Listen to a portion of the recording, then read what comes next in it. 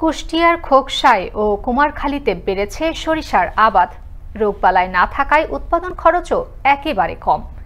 কৃষি বিভাগ বলছে এবার সরিষা উৎপাদনের লক্ষ্যমাত্রা ছাড়িয়ে যাবে। কুষ্টিয়ার খোকসা কুমারখালী থেকে মুস্তাফিজুর রহমান রিগানের পাঠানো তথ্য ছবিতে আরও জানাচ্ছেন ফারুক শিমুল। বিস্তীর্ণ মাঠ জুড়ে হলুদের সমারোহ। সরিষা ফুলের হলুদ হাসিতে রঙিন হয়ে উঠেছে ফসলের ক্ষেত, যেন হলুদ রঙের গালিচা সাজিয়ে রেখেছে প্রকৃতি। মৌমাছির গুঞ্জনে মুখরিত হয়ে আছে দিগন্ত বিস্তীর্ণ হলুদের রাজ্য।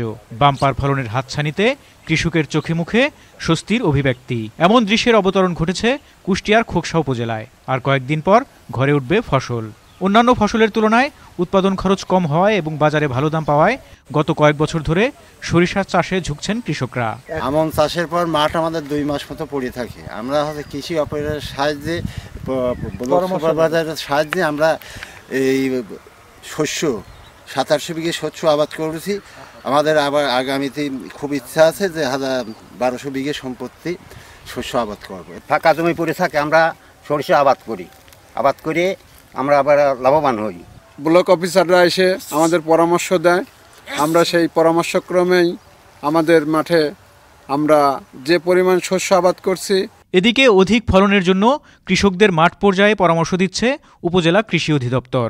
আমরা কৃষকের মাঝে তেল জাতীয় ফসলের উৎপাদনের বৃদ্ধির লক্ষ্যে সরিষার আবাদ বৃদ্ধি করেছি।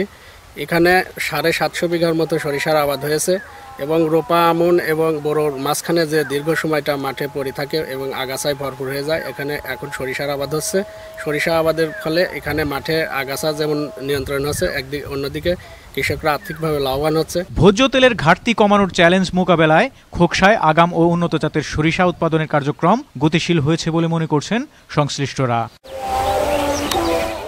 ফারুক শিমুল, আনন্দ টিভি, নিউজ ডেস্ক।